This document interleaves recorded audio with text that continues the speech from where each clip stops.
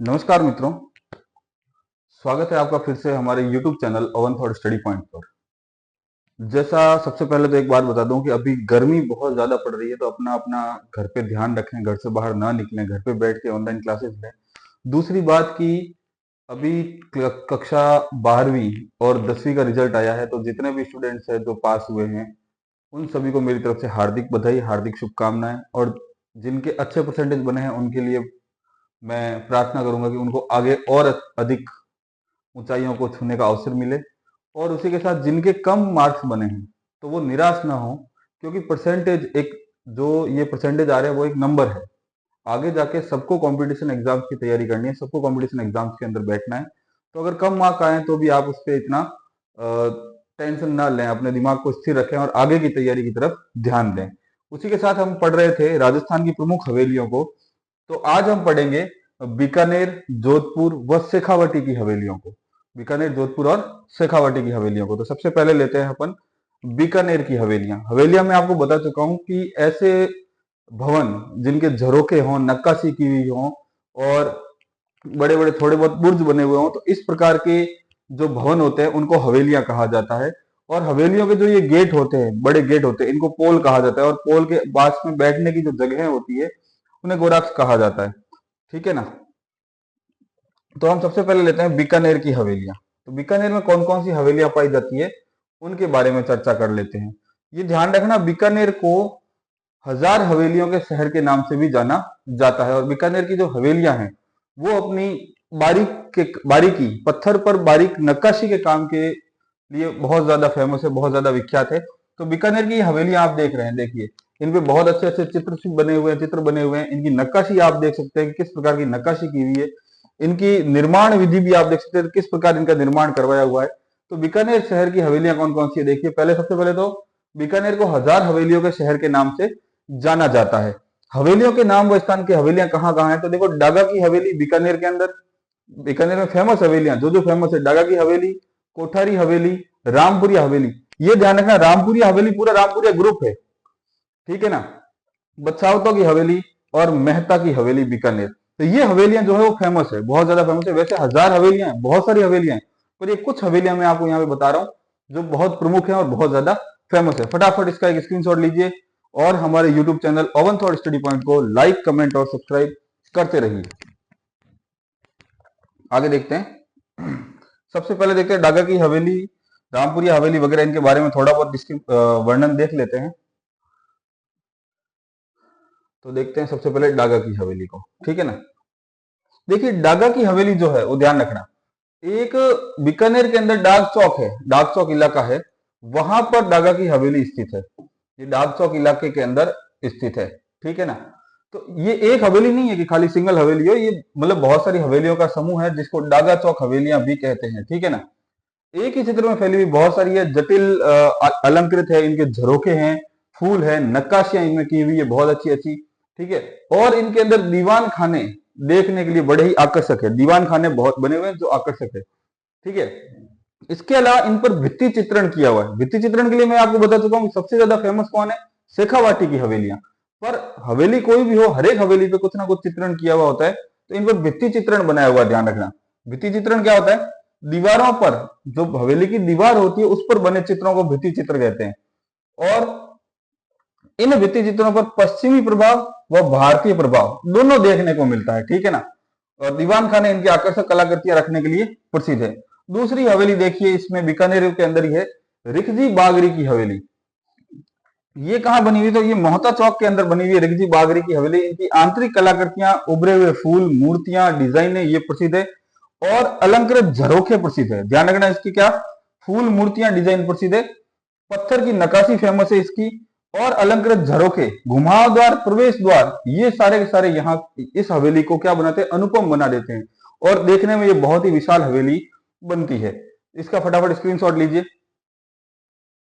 ध्यान रखना, हम बीकानेर की हवेलियों के बारे में पढ़ रहे हैं। पहली हवेली हमने पढ़ ली है डागा हवेली, और दूसरी हमने पढ़ ली है रिखजी की हवेली। ये हवेलियां देखो, ज्यादातर हवेलियों के अंदर ध्यान रखना दो चीजें सबसे फेमस रहती है कि इनकी जो है वो नक्काशी, पत्थर पर की गई नक्काशी जो है वो सबसे ज्यादा फेमस है। कोई भी हवेली, हर एक हवेली के अंदर फेमस होती है, ठीक है ना। पर किस किस देखो यहाँ के जो डागा हवेली, इसमें क्या प्रसिद्ध है, ज्यादा ज्यादा प्रसिद्ध दीवान खाने, जो दीवान खाने बने हुए जहां पर बैठक वगैरह हुआ करती थी, वो दीवान खाने वो ज्यादा प्रसिद्ध है।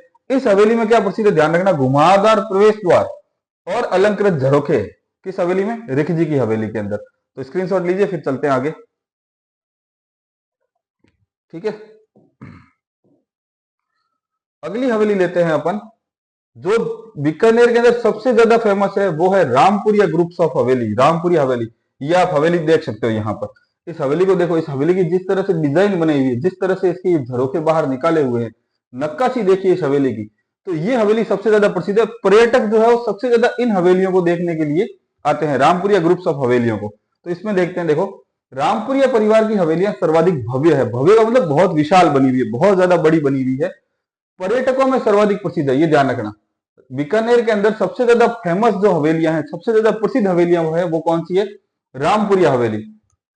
द्वारों व झरोकों पर चटक रंग, चटक यानी कि जो चमकीला रंग, ये चटक रंग इन हवेलियों को गुलाबी पत्थरों को और विशिष्टता प्रदान करते हैं। इस हवेली के देखो ध्यान रखना, सबसे पहले ध्यान रखना क्या है, चटक रंग। दूसरा क्या क्या है, इसमें गुलाबी पत्थर है। पत्थर कैसा है, गुलाबी। ये ज्यादा विशेषताएं हैं, ध्यान रखना। यूरोपीय शासकों की प्रतिमाओं से लेकर हिंदू देवी देवताओं की शिल्पकारी यहां इन हवेलियों में देखी जा सकती है। यहां पर देखो यूरोपीय शासक जितने भी हुए हैं उनकी भी चित्रकारी देखी जा सकती है, उनकी भी मूर्तियां देखी जा सकती है। उसके साथ साथ हिंदू देवी देवता है, ज्यादातर ध्यान रखना गणेश जी की मूर्तियां यहां पर देखने को मिलती है। आगे देखते हैं कोठारी हवेली।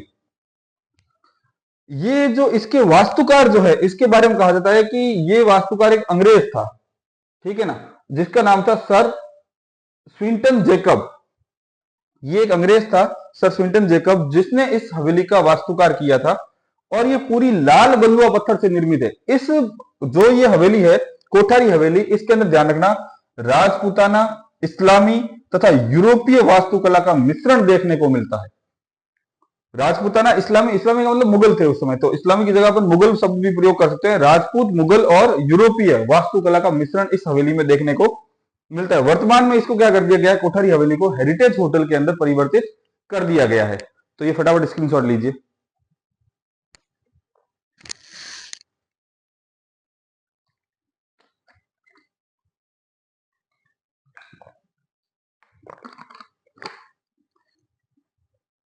साथ ही ध्यान रखिए, ओवन थॉट स्टडी पॉइंट से हमारा एक टेलीग्राम चैनल भी बना हुआ है।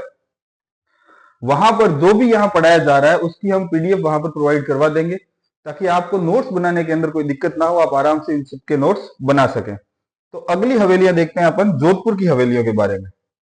ठीक है, कि जोधपुर के अंदर कौन कौन सी हवेलियां बनी हुई है। तो जोधपुर की हवेलियों के बारे में देखते हैं। ये आप एक हवेली यहां पर देख रहे हो, इसको पुष्प हवेली के नाम से जाना जाता है, ठीक है ना, पुष्प हवेली। इसको जो बनाने वाले थे इनको कहा जाता है जोशी ब्रदर्स, ठीक है ना, शिल्पकार कह दो चाहे कुछ कह दो, जोशी ब्रदर्स थे, ठीक है ना, शिल्पकार। शिल्पकार कौन है, जोशी ब्रदर्स, दो जोशी भाई थे, ध्यान रखना। उन्होंने इस हवेली को बनवाया था। और इस हवेली को कब बनवाया गया है, महाराजा जसवंत सिंह सेकंड के समय। जसवंत सिंह सेकंड, उसके समय में ये हवेली बनी हुई है। इस हवेली की एक और खास बात है, ये एक ही नक्षत्र के अंदर बनी हुई है, पुष्य नक्षत्र के अंदर, मतलब एक ही नक्षत्र के अंदर ये हवेली पूरी की पूरी बनी हुई है। तो चलिए देखते हैं जोधपुर की हवेली के बारे में। जोधपुर की हवेलियों में स्थापत्य कला की बारीकियों का प्रयोग किया गया है। स्थापत्य कला यानी कि डिजाइनिंग जो है इनकी, जो पत्थर पर डिजाइनिंग है, जो वास्तुशास्त्र है, उसका पूरा ध्यान रख के इन हवेलियों को बनाया गया है। तो देखिए कौन, पहली हवेली लेते हैं अपन, पुष्प हवेली। इसका निर्माण महाराजा जसवंत सिंह सेकंड के समय किया गया, जसवंत सिंह द्वितीय के समय। इसके शिल्पी रघुनाथमल जोशी व भूरजी जोशी, ये दोनों भाई, ध्यान रखना, रघुनाथमल जोशी व भूरजी जोशी ने करवाया। विश्व की एकमात्र हवेली है जिसका निर्माण एक ही नक्षत्र, पुष्य नक्षत्र में होता है, ठीक है ना। ये ध्यान रखना, इस हवेली की खासियत है, इस पर प्रश्न आया हुआ है, आ भी सकता है। और कि वह कौन सी हवेली जिसको एक ही नक्षत्र में बनाया गया है, तो वह है पुष्प हवेली। कहां स्थित है? जोधपुर के अंदर स्थित है। ठीक है ना।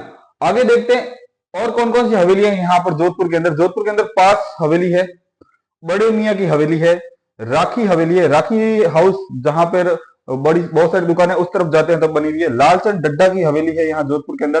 पोखरण हवेली है और पच्चीसा हवेली है। ठीक है ना। तो ये सारी की सारी हवेलियां यहाँ पर बनी हुई है। जब आप घंटाघर की तरफ जाओगे, घंटाघर से अंदर की तरफ होते हुए, तो वहां पीछे की तरफ में ये सारी हवेलियां आपको इनमें से हवेलियां देखने को मिलेगी। ये हवेली वहां पे लालचंद डड्डा की हवेलियां वहां देखने को मिलेगी जब जोधपुर से पीछे की तरफ जाओगे। इस जोधपुर हवेलियों के अंदर सबसे ज्यादा बात ध्यान रखना इस हवेली के बारे में, पुष्प हवेली। इस पे प्रश्न आ सकता है कि इसको बनाने वाले कौन है, तो इसको बनाने वाले कौन है, शिल्पी कौन है इसके? रघुनाथमल जोशी व भूरजी जोशी। एकमात्र हवेली है जिसका निर्माण कब किया गया है, ध्यान रखना, पुष्य नक्षत्र के अंदर किया गया है। और किसके समय में बनी हुई है? जसवंत सिंह सेकंड के समय में बनी हुई है। फटाफट स्क्रीनशॉट लीजिए और चैनल को लाइक, कमेंट और सब्सक्राइब करना ना भूलें।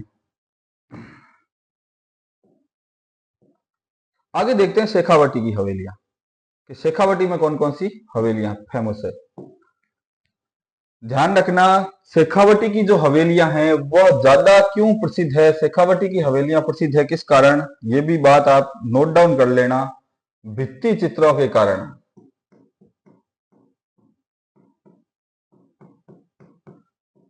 भित्ति चित्रों के कारण पूरे विश्व में फेमस है। भित्ति चित्रों का कारण, इसमें इतनी बढ़िया नक्काशी के साथ, सोने की नक्काशी के साथ दीवारों पर जो चित्र बनाए गए हैं, वो पूरे विश्व में ऐसे चित्र कहीं देखने को नहीं मिलते हैं। ठीक है ना। आगे देखिए, अब इसमें शेखावटी में कौन कौन से क्षेत्र आते हैं, ध्यान रखना। झुंझुनू आता है और सिक्कर आता है, ये सारे आसपास के इलाके आते हैं। तो इसमें कौन कौन सी हवेलियां प्रसिद्ध है देखना। एक बिसाऊ झुंझुनू, बिसाऊ हवेली कहाँ स्थित है?